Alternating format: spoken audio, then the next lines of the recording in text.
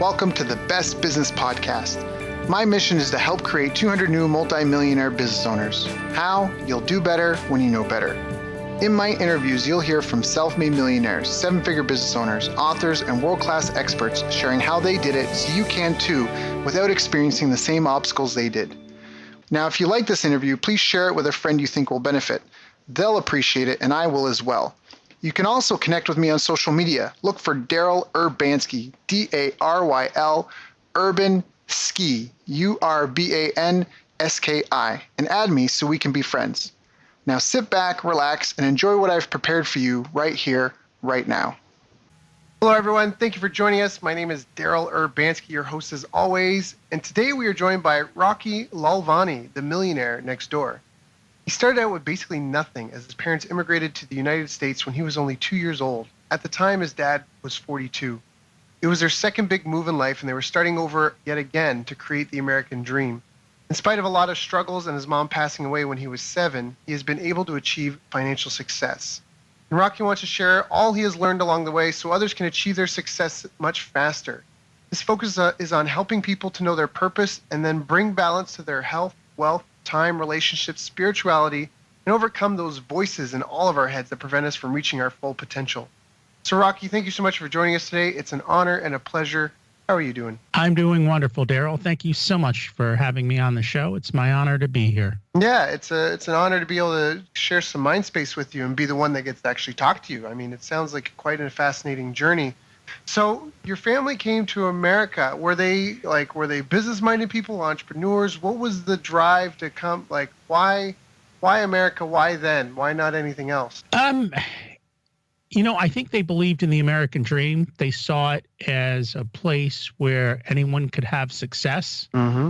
And I think it was around that time that a lot of my dad's friends were kind of coming to the United States around the same time. Mm-hmm. So my mom's sister had come maybe a year or two before, and my dad's brother had come a year or two before. So they had some people who had kind of taken the first steps. And I think they just saw more opportunity in the United States than they did back home, and the ability to create a new life. And so they picked up again in the second time in their life, and they said, let's go. Got it. And, at that time, when they immigrated, you were only allowed to bring $25 with you. So that's kind of what they started out with. They had a little bit of friends and family here, but we started off with basically nothing and living in the not so great places, and just continually over time, everyone just continued to work hard and build and create success. Now, did they have any trades? Like, was your dad was he a carpenter or a leather, worker or what? So technically my dad, when he left, he was a pharmacist. They owned a pharmacy there. Mm-hmm.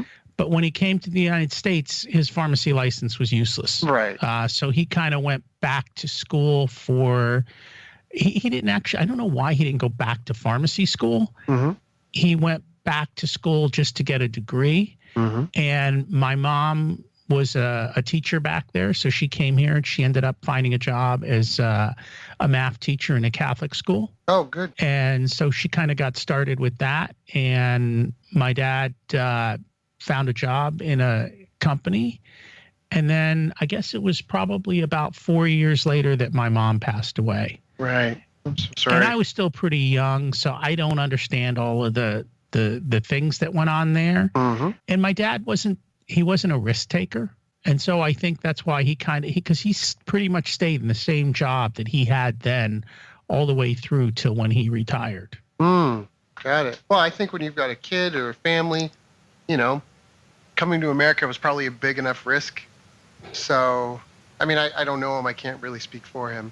It sounds like quite a struggle, though. So you do have, I know you say he wasn't quite a risk taker, but again, changing countries is a bit of a risky thing to do. So, but it doesn't sound like there's a lot of entrepreneurialism. So what's your background? Like, what were some of the biggest challenges you faced? I mean, growing up without a mom, being an immigrant in the United States, which if I understand correctly at the time, people could be judgmental, Yes. You know what? And I think our parents always had pride. Mm-hmm. And so there may have been comments made here and there, but it was never something that flowed down to the kids or to me or to like any of the family around. It was like, we're all successful people. We're starting over. And literally, within a very short period of time, they continually moved up the economic ladder. That's so excellent. Even though he didn't do tremendous, all the people around us did successful.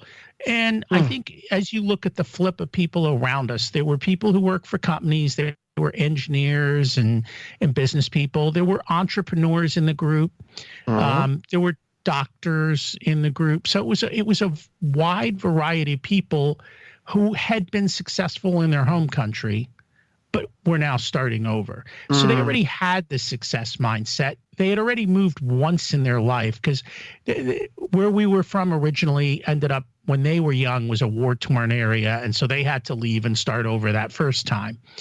So I think they just knew how to be resilient. And wherever they went, wherever you look at our family and cousins throughout the world, they're successful everywhere they went. So there was a certain, just that underlying success in there. And those principles were taught to me: the underlying success, the underlying understanding of money and how to use it and how to bargain and how to save and how not to get caught up in all of the hype and overspend.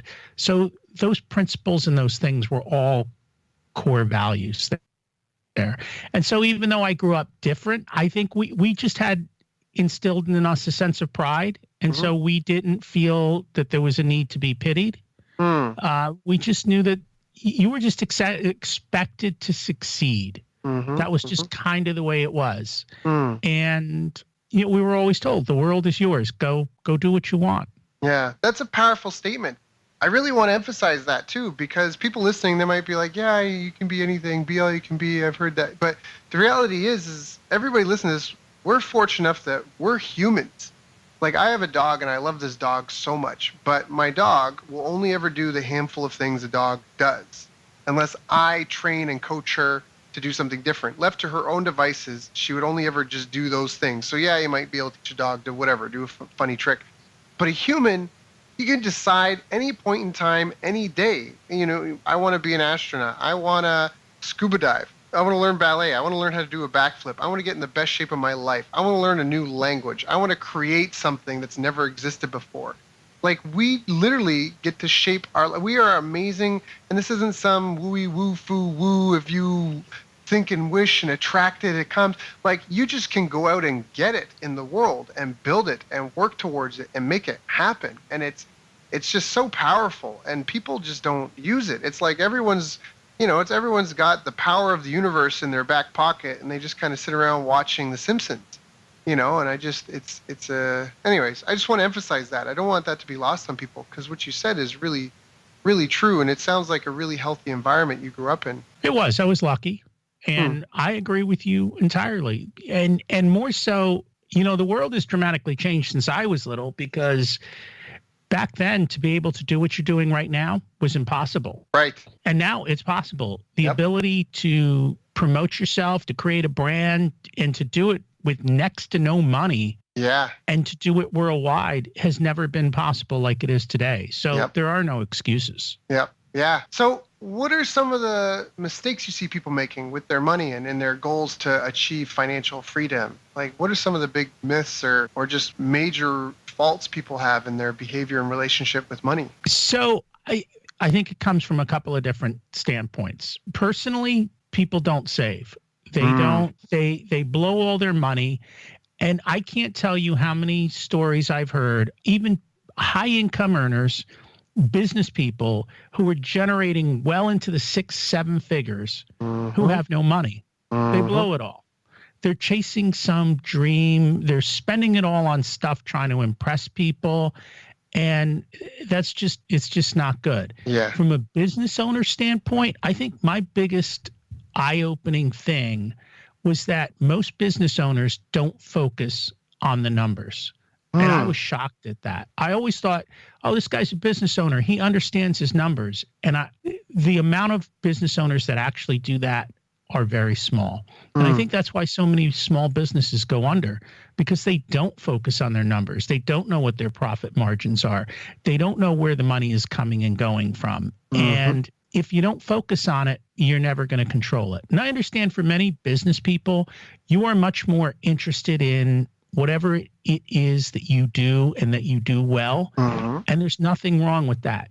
But you've got to either build the systems or get help that will help you focus on your numbers. And you've got to have excellent people who do that, because too often than not, even the people you might hire don't focus on the numbers. Right.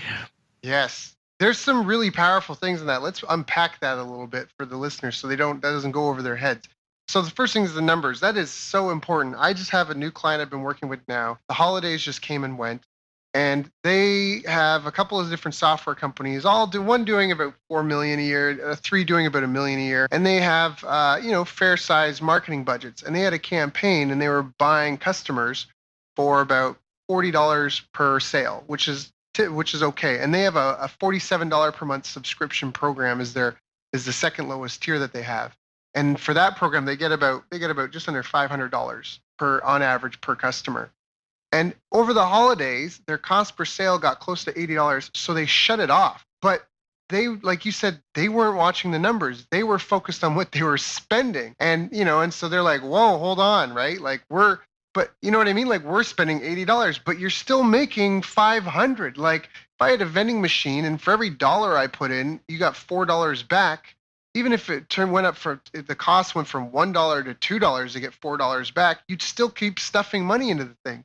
And I think that like what you said, not paying attention to the numbers is a huge part of that. So I think that part is really important to emphasize. And then the next thing you talked about is building a team. That is such an important thing. There are so many people that are trying to do it on their own. And I think any of the windfalls that I've had, it's always been because I had a team and I got the right people in the right places. Anytime I've worked with clients, I had a client I worked with for about 2 years, and it took us almost 4 months to really get any traction in the beginning because the team, it was like herding cats. And finally we got the team knuckled down and in shape. And then, we did something like $250,000 with $30,000 in advertising. And it was just, it's really just about being able to get those people in place and recognize what you're good at, and not necessarily just avoiding your weaknesses, but surrounding yourself with people that can support you with what you're weak at. Doing what you love. The money isn't necessarily in doing what you love. It's in getting people to agree to have what you do done. I just want to unpack that a little bit because you said that so quickly and eloquently and succinctly that I wanted to make sure people kind of understood that a bit. Go ahead. And so having a team is very important. And I say let the experts do what the experts do, but just be careful, because what happens sometimes is you have one expert doing something and then you have something else you need done. And you're like, hey, can you do this too? And they say, yeah, sure, I guess we can do that. But wait a minute. If they're an expert in X, don't ask them to do Y. They might do it, but they're not going to do it well. And what they do might screw things up. Yep. So be careful in how you look at your team and your experts. Let them stay in their lanes and find the right people for the right lanes. So now, do you have any advice on doing that? It's difficult. Finding good people to work with is difficult. When I find good people to work with, I let them run and I let them alone and I keep them happy. Right. And I don't meddle in their stuff. We come to an agreement, you're going to do X, and then they do it and I know they can do it well. In the future, when I have X to be done, I call them, I go, handle it. We don't fuss over money because I know they're going to charge me appropriately. Everything is good. It takes a mental load off of me because I'm not worrying about it. I trust this person. I'm not going to mess in their world, and I know they'll deliver. Yeah, and that comes back again to knowing your numbers, because even if this person costs you, so here, a great example, my girlfriend and I, we just got a new housekeeper, and we're paying her to do stuff and do groceries and things like that and clean up the house. And you have to understand that the money we're paying her is so that way we can do the things that we do better. Like it's the NASCAR driver. He's not getting out to fuel his own car and swap his own tires and all that sort of stuff. So you really have to keep your eye on the prize to where the sum will be greater than the parts of the whole.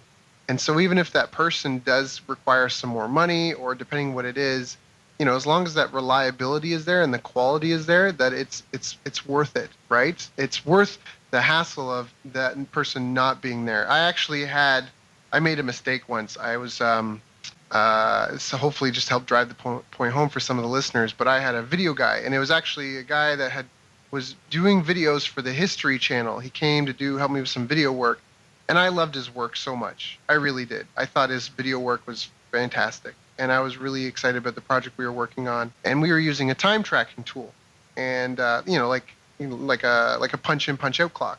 But he was saying, hey, he sent me a message one day and he said, hey, this thing keeps pausing my time on me. And I go, well, why? And he goes, well, my computer's just rendering it. It won't let me record that time. And I'm like, well, are you at your computer working? He's like, no. And I'm like, well, I don't, and I kind of was like, well, if you're not working, that's why the time tracker pauses, because that's a common thing in that industry, right? They might work 3 hours on video, and then to render your video takes another 3 hours, and they'll bill you for 6 hours, even though it's their computer, not them, at work. And, and I ended up, it somehow went sideways on me really quickly, and I didn't expect it to do that. And afterwards, he just was like, man, it's cool, I'm going to go on. And afterwards, looking at my available options, I realized I should have just paid the guy some more damn money. Like that was a big mess up on my part. Like nickel and diamond over a few hours, that this guy's logging cost me someone that I thought did amazing and quality work.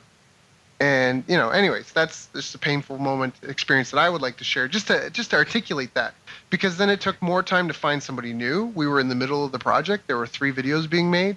I had to go find somebody new. I had to screen them. I had to bring them on board. The quality wasn't necessarily the same.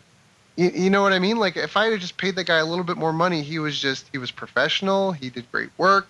He showed up on time. He was reliable, and so it was a case of the focus in the wrong place, and either ego or principle or something getting in the way of like understanding his true value. And anyways, so that's just to, again, help expand on your point there. That was a learning lesson that I had.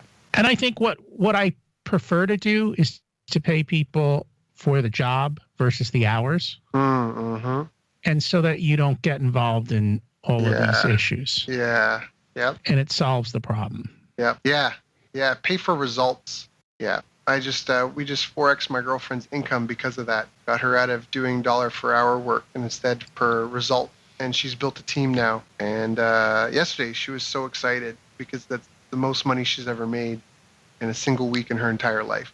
And she was just doing this happy dance. And when you get your oil changed your car, these days it's like $60 to get your oil changed. It takes them 15 minutes to do. You go get a teeth cleaning at the dentist in Canada, I think. Last time I did, it was like $120. I wasn't even in there for a full hour. But you're paying, it's that story of the guy, his furnace breaks down, and he calls the repair guy, and the repair guy shows up and comes in, goes down the furnace, and he's like, oh, this is the problem. He takes out his hammer and knocks on the furnace a couple of times, and the thing just starts right up. And the guy, Joe's like, man, that's amazing. What do I owe? And he's like, oh, I'll send you the bill in the mail. It's like, oh, okay. And, Joe, and the guy leaves, and Joe's all waving at the door. And then he gets the bill, and it's $100, and he calls the guy to complain. He goes, hey, what's going on? All you did was knock my furnace with a hammer. What's going on? And it was a really cold day that morning. It was a super cold day. And Joe, like, oh, sorry, let me itemize that for you. And so then he gets a new invoice in the mail, and it says, hitting your furnace with a hammer, $1. Knowing where to hit, $99. Absolutely. You pay for what you get. So moving beyond that then, what would you recommend anyone that's starting out or struggling right now that has no idea how they could afford to hire someone, that maybe just feels a little lost?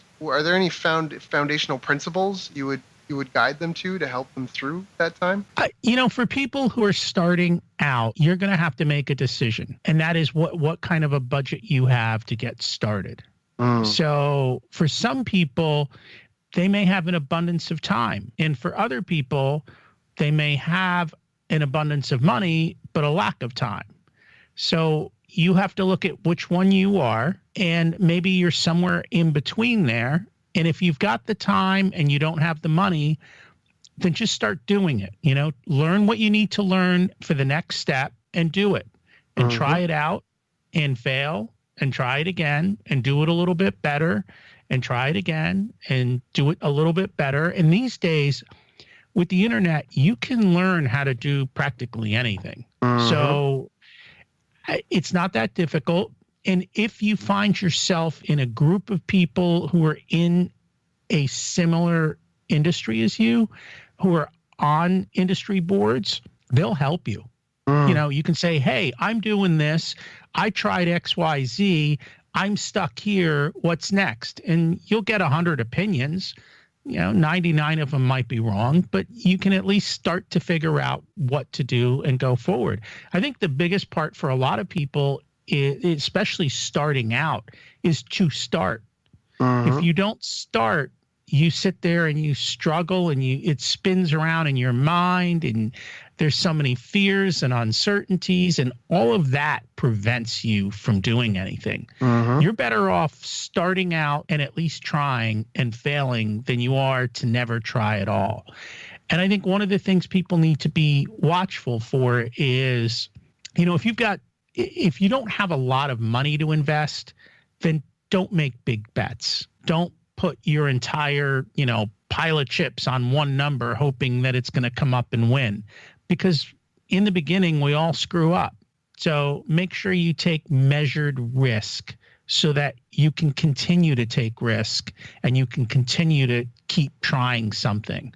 And I think you also, especially in the early parts, if you can't afford the experts, then spend your time reading, learning, find a mentor, take a course, and just go slow. And I think the biggest thing is risk prevention. You don't want to get wiped out. So take your time and be slow. And when you're and we're all going to struggle, right? So know up front what you're going to do when you struggle. And that means, all right, I'm going to start this project and I'm going to do these 7 steps. When I struggle at step 3, if I can't get through it, then I'm going to pay someone to help me through step 3. Or I'm going to go and, I have a group of resources that I can go to. So if you know that you're going to struggle, be ready to not get stuck at the struggle. Have a plan in mind for how you're going to handle the struggle, how long you're going to struggle before you ask for help. And you've got to ask for help. I think that's the other big problem. No one wants to ask for help. Nobody wants to admit, was it success has many fathers, but failure is an orphan? Nobody wants to admit, right? Nobody wants to admit when something's not working well or failing. Yeah. I've made tremendous mistakes throughout my life. And especially in investing, I've made hundreds upon hundreds of thousands of dollars in mistakes. And in spite of that, I still have massive success. Because if you don't take the chance, you're never going to get ahead. That's what makes it hard, I think, in business, because I've definitely gone through it myself. Like you're gambling with money, and money is just an inanimate object, right? It's just an idea, money, but it represents so much power to a certain extent, and so much time and energy and effort invested. So it's hard to be detached. And if you're playing basketball, and you miss a bunch of shots, you're like, whatever, I'll just keep shooting and I'll make it. But when it's your money, it's so much harder to be that way and be like, oh, geez, I've got no money this month, but let me keep hustling and negotiating and making deals and, helping people, and, maybe some will come together next month. I had something last year where I went very close to having no money, and I'm actually a saver. You say people tend to save. I tend to try to not spend anything more than 70% of what I make, including what I save. That other 70, the last 30%, it just disappears. No one knows about it. No, it's off and it's for rainy days. And I really did have to help in some family things. And then the business stuff, it was 3-4 months. It was nothing I was doing was worked. And when I was literally getting so close to my last dime, I signed a $100,000 US contract. And then I had another thing come through and another thing come through and another. And so, but it's that, like you say, you fail, but it's you gotta try and be detached, and anyways, that's why I say I like what you said about mitigating risk. You have to find a way to protect yourself, but then still be able to play that game, because you got to be in it. If you please correct me if I'm wrong in any way, shape, or form. And that's why I love about what you said. Protect yourself, mitigate your own personal risk as much as you can. But in business, you're going to hire people and it's not going to work out. It doesn't mean you shouldn't hire anyone anymore. You're going to spend money on advertising and it's not going to work out. The product or service you're doing is going to be made redundant. You're going to have to start from zero again. The world's going to change. Geez. Could you imagine being the first guy trying to sell a fax machine? And now with the internet, do people even still use fax? It's evolved and changed, and so just don't know what's going to happen. The top 100 or Fortune 100 companies, they're not going to be the same ones most likely in the next 50 years. Do you have any habits that people should? Well, so yeah, if you're a business person, why are you in business? To make a profit, right? Right. So profit first. The first thing you should do is set aside your profit. And in the same thing in your personal life, right? The first thing you should do is pay yourself first. So pay yourself first, pay your profits first, and put them aside and keep them protected and let them grow. Everyone wants to keep reinvesting in their business and they never put aside their profits. And one day the world changes and their business is gone and there was no profit. So if you do that up front and you keep building it, then when the hard times come, you have this giant bankroll on the other side. And that's your ability to weather the storm. To step in and change your family's, the direction your family's going in, or And I mean, I can't tell you how many small businesses I hear that something happens in the owner's life. Either they get sick, a family member gets sick, something happens, and the whole business falls apart. Because there was never any margin in the business. There was never any ability to handle up and downs. And there's always going to be up and downs. That when things are good, this too shall pass. When things are bad, this too shall pass. So be ready for it. Do you ever feel that there's anything holding you back in your business career? Over my career, absolutely. There's been a million things that have held me back. And it's a lot of what we talked about. I think one of the biggest ones was the fear of getting started. And it wasn't even so much the fear of getting started. It was like, well, what should I do? I want a business. What am I good at? And just spending so much time struggling with what I could do. And it's kind of funny now because one of the business ideas I had was literally back when I was in college. And I grew up with the age of the PC coming to be. And so I was one of the first people as a kid, I knew how to use Multimate, and Multimate is Excel today. I mean, it's precursors to it. And I was in high school teaching accounting departments how to use this electronic spreadsheet because I used to do everything by hand. Right. And so my business idea was like, you know what? I could just build spreadsheets for people. Right. And I never did it. I always thought, who's going to pay me? Ooh, this, ooh, that. Just a couple of months ago, I was reading in the Wall Street Journal how all of the biggest corporations in the world are sick and tired of the fact that all their numbers are being done on Excel because none of their business systems can do anything. And they've got these people who pull all the data from all their systems into Excel spreadsheets and provide them the answers they want. Yeah. I'm like, oh my God, that's my natural talent. Yeah. And I never did that. And I just started. I would be that, I'd probably be the guru of that business because it was, so not starting, not seeing opportunity, not taking a risk, not continuing through the dip. I mean, I think everyone thinks they look at success and they go, oh, that guy's successful. That was so easy for him. Right. Everybody spends 10 years, if not more, in the grind before they have success. And I mean, they work hard and they put effort in and they are focused. And so you have to do those things. Yep. So what were some of the biggest challenges in your business career? I think, some of the things I've talked about, not getting started, the fear, not thinking I had to do it all and not letting go. Now I have teams. Now the rule is I don't do it all. Now I pay people to do stuff. So I think it's all those little mindset things are what kind of helped me back. And then learning to let go. So I'm going to put my work out there. Maybe it's going to succeed. Maybe it's going to fail. I have a podcast. Maybe someone's going to listen. Maybe they're not. But I'm just going to keep I'm going to keep showing up, doing my best, and every day making myself one little bit better, learning one more thing, trying one more thing, and just taking the next step. So I love what you said there, because you said you're going to finish it and then let go. Because I think there's a lot of owners and just even creators who, it's constantly a work in motion. It constantly could be tweaked. This needs to be improved. This isn't that great. This, right? There's all these little things. So you say just let go. Do you know what I mean? Is there like a code freeze that you do in your head? Like, all right, this is now done. I have to put it out there. You know what I mean? Like, can you speak to that a little bit? Like that desire to be a perfectionist?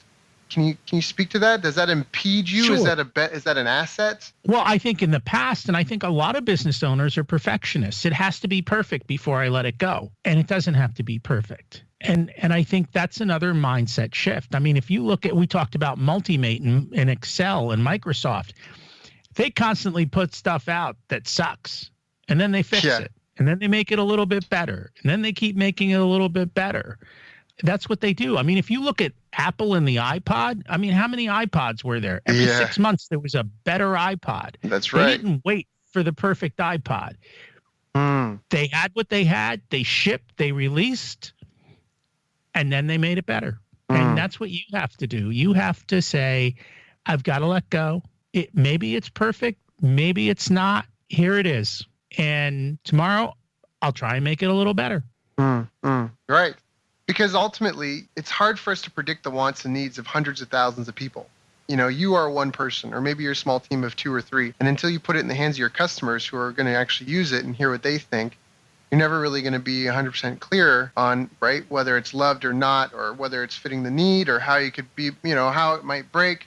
You just got to put it out there in their hands and then, update it for them, because they're the ones paying for it, right? So to get the minimum viable product up, put it out there, get feedback, just be upfront with people. If you feel like it's not as a finished product, perhaps let them know, like, hey, this is a beta type of thing. Hey, this is just the first version. If you get in early, you get to be part of the process. Just be transparent, but don't limit yourself. Go for sales right away. I think that's a really important thing. Get something together that someone gets excited about, put it in their hands, get them to pay for it, and then, like you said, keep making it better. Come out with new versions. I think that's fantastic advice. Well, and so just from the standpoint of building a digital course. So you're creating a course that you're going to sell on how to do X, Y, Z. If you do it in that fashion, when you build it, the original people who are taking that course are going to show you where the sticking points are. You're going to start to learn where you missed something. And it may not be what you think it is.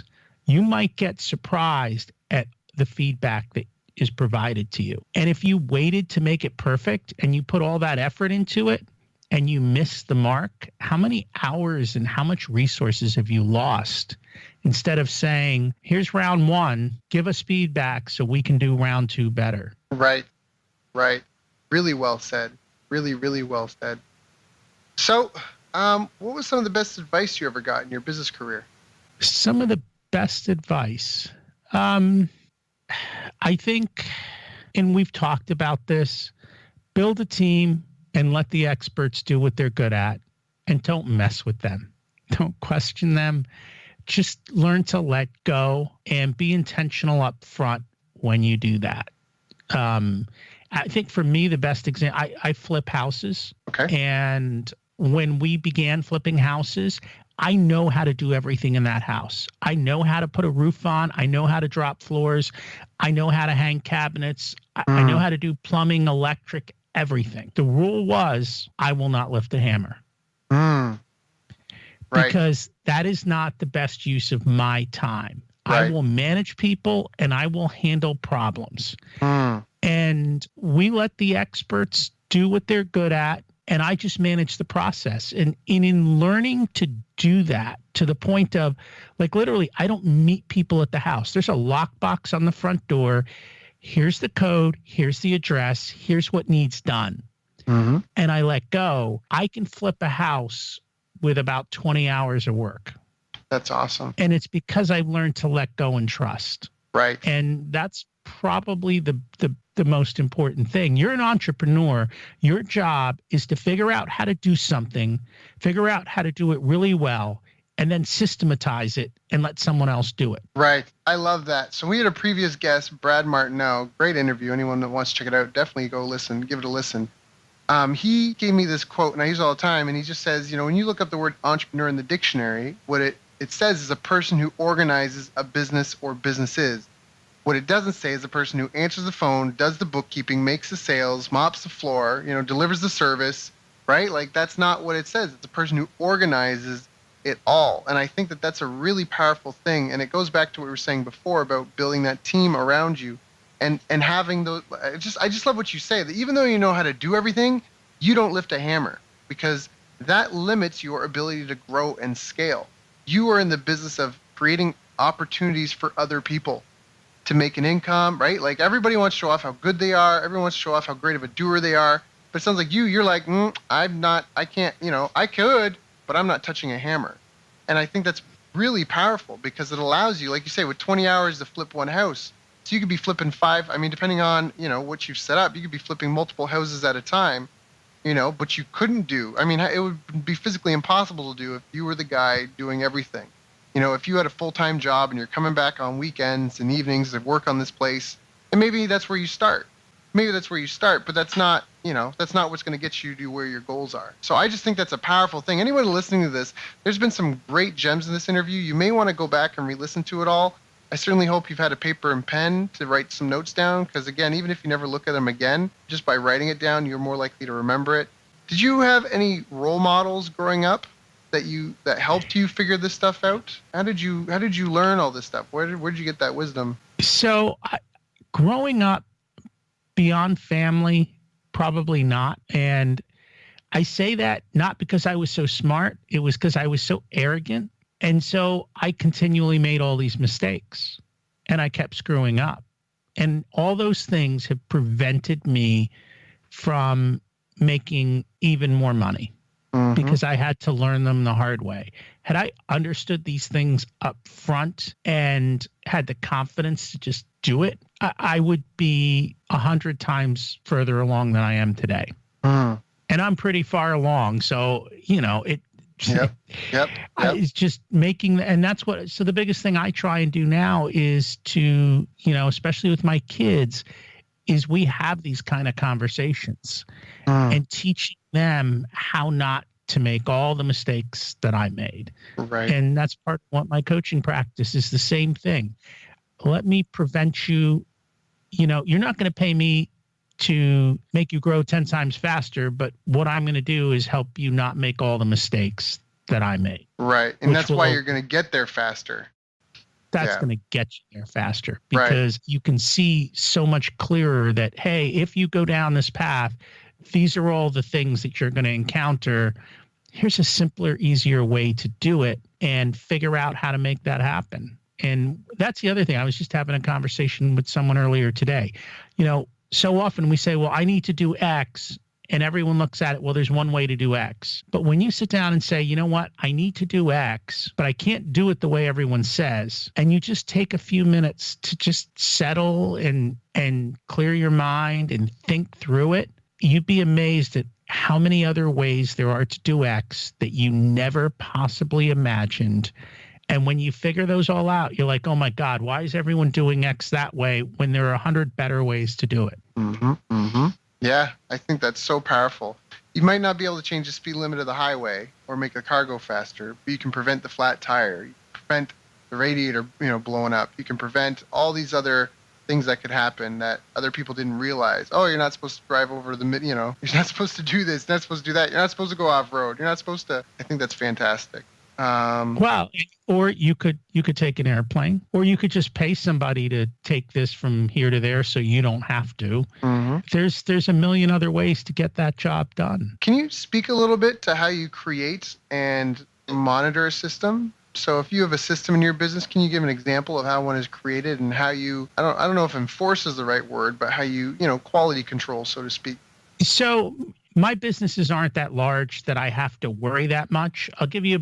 I'll give you the perfect example more so from real estate, because that's the one that is most systematized for me, in the sense that I call the painter and he says, what color to paint the house? And I go, the same color you always paint the house.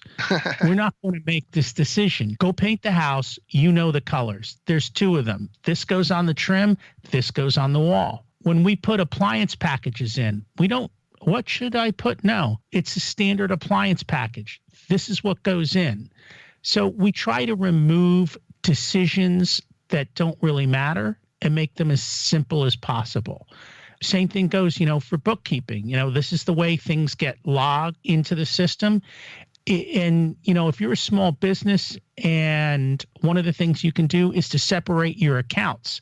So separate your personal expenses from your business expenses. Whenever you do a business expense, use a business account or a business credit card, because otherwise things get mixed up. And again, you're losing focus on the numbers. So have those things, or have checklists. If I'm going to do a certain task, even if I'm doing it myself and I'm going to be doing it over and over again, create the checklist, just like an airline pilot, right? He gets in that airplane. He's got a checklist. This is what I do. This is how I do it. And so create a checklist. Like for whatever the tasks you do, especially the ones you don't do that often, but are important. If you do something once a month, have the checklist for once a month. This is the end of the month. I need to review my numbers. Okay, what do I need to do to review my numbers? Should I sit here and think about it again? No, I pull out a piece of paper and I go down the checklist. And then at the end of that month, I go, I don't like the way step 4 went. Okay, here's a better way to do step 4. Change my checklist. Now I'm done. The next month, I've got my checklist again, and step 4 is improved. And maybe this month I improve step 7, or maybe I go to a conference and I learn something and I'm like, wow, I could implement that. Okay, where does that go? Into which checklist? Put the step in, and it's there. So the whole purpose of systems is to take the mental load off. It's so that you don't have to think about something. It's so that it's automatic and done, and then you can focus on what's important to you, instead of routine types of things that get done over and over and are irrelevant. Very well said. The 80-20, right? We talked about 80-20 at the beginning, correct? Right. Yes, we did. I don't think we said the 80-20, but I think we mentioned that, like leveraging ourselves. Do you want me to go into the 80-20? I can dig into it if you want. Well, I think people kind of get the concept. The idea is that, 80% of your results come from 20% of the effort. And that's really kind of the goal, right? I mean, it's the focus not on the trivial many, but the critical few. And I think we can all think of that in a life. It's almost like with productivity. The reality is, as business owners, we're not productive all day, every day. You aren't. You're productive for a few hours every day. So that's where you have to know not only time management, but energy management.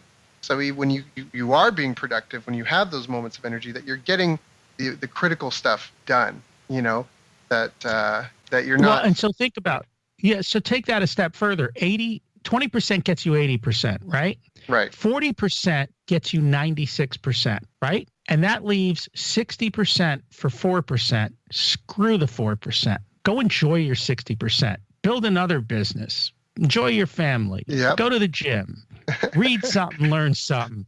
Right. Go do something else with the other 60% and be happy with the 96%. Yep. Because you can gain so much more from that 60% of time than you could from that extra 4% of whatever you were going to achieve. And one of my mentors, he said something that was really, and maybe you could speak to this in a little, anyways, maybe you could say a couple of words on this. But he even said, don't necessarily grow every business, but understand that you can have multiple teams of income. So maybe you have a business that only does $1,000 a month, but that's all that business does. But you've got a team in place, you know what I mean? And it's buttoned up and everything's put together nicely, where you still have that time freedom and you still get that income, and then you have a second business that you build.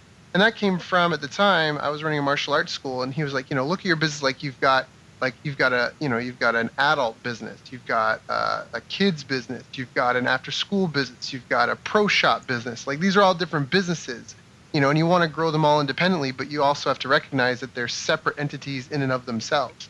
And so be okay with one business only doing whatever it does, but just almost like you say, focus more. The importance was more on the systems and processes in place versus how much money it was necessarily making. Because I know some people that get trapped, almost like you're saying, like they're doing 6 figures, 7 figures, but they're putting in 100 hours a week. They're estranged from their family and friends. Their health is deteriorating. And that's not everybody, right? There's a lot of people that are rich that are happy in their lives. But would you agree with that? What would you say to that? I absolutely agree with that. And if you think about that, though, from a risk standpoint, if I have 7 streams of income and 4 blow up, I still have 3 streams of income. And if I have 3 streams of income that are doing well and 4 blow up, I might be able to take those 3 streams and boost them up to make up. On top of that, if you've got 7 streams of income, you now have things that can overlap. So something that's helping you in stream 1 can help you in stream 6. And maybe you're doing something across all the streams. And at the base of all those streams is accounting, right? So if you've got accounting across 7 streams, now you can essentially build stream 8, which is to create an accounting business that knows how to do all these different things, put it in place, and now sell that service to someone else. So now you're creating streams within your streams. Or if you're a business and okay, I have a business. Well, you need a place for your business, right? So now you buy the building. So now you have a real estate business. Now you have 2 streams of income. You have the business and the property. And the business is paying for the property. Maybe there's space for a second business in there. Someone else is now paying for your property. You're paying less, and you're creating multiple streams. So absolutely multiple streams, multiple stackable streams, multiple streams that can work together and can be promoted to each other are very good, especially things that can weave together and refer together. So if you've created different businesses that create referral patterns to your customers, all the more good. And what you're doing there is mitigating risk, because if one business blows up because the market changed, you still have all these other streams of income.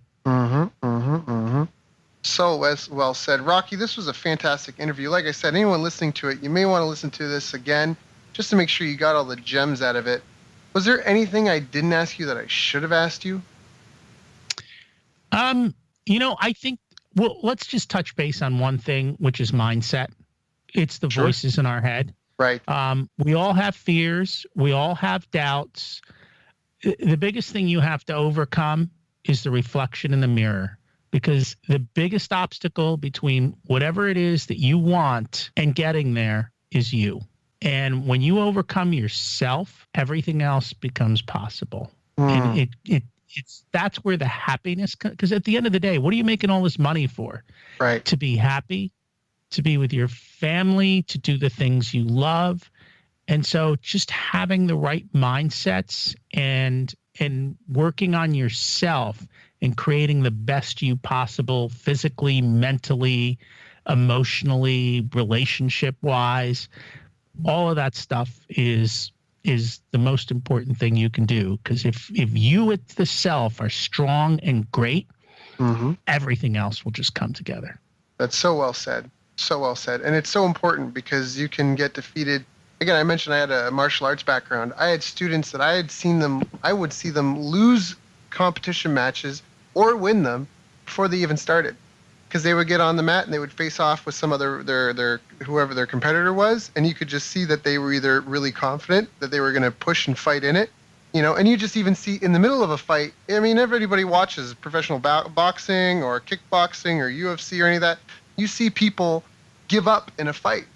Just mentally they check out, and you can't mentally check out and your body's going to be like, no, we can do this, keep fighting. Like mentally you have to be sharp. You have to push through that. That mental toughness part is a big deal. So I'm glad that you brought that up. So Rocky, if anyone's been listening to this and they really resonate with you and your message and they want to reach out to you, what are the best ways to get in touch with you? How should they do that? So the best thing is, if you want to learn more about what I do and my philosophies, I have a podcast. It's called Richer Soul, and it's on iTunes. You can go to richersoul.com and you can see the podcast and a couple of the posts that I've written. You can reach out to me personally. It's rocky@richersoul.com. Always love to hear questions from people and love to help you out in any way that I can. So just reach out and say, hey.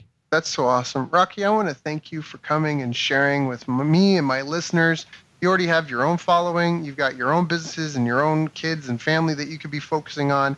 But you took the time to come and share with us. And I know this call is going to help a lot of people. So I just really want to thank you for coming and contributing and helping make all of our lives better. So thank you so much. I appreciate your time and your patience and generosity.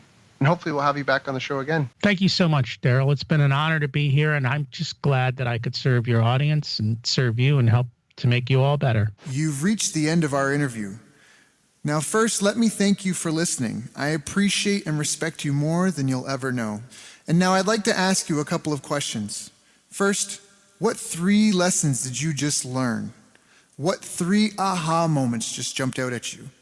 Second, what can you implement for yourself and your business in the next 24 hours?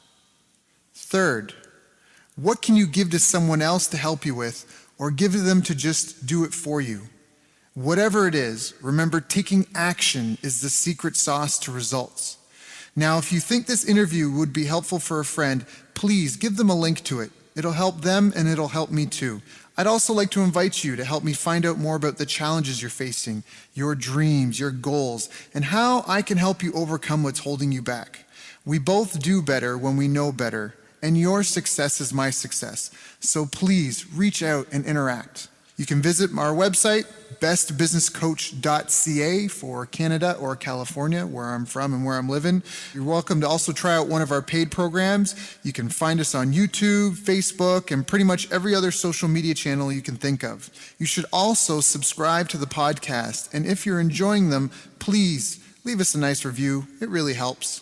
That's all for now. Once again, thank you. Take care of yourself, and remember, the world needs the best business you can build. And I believe in you.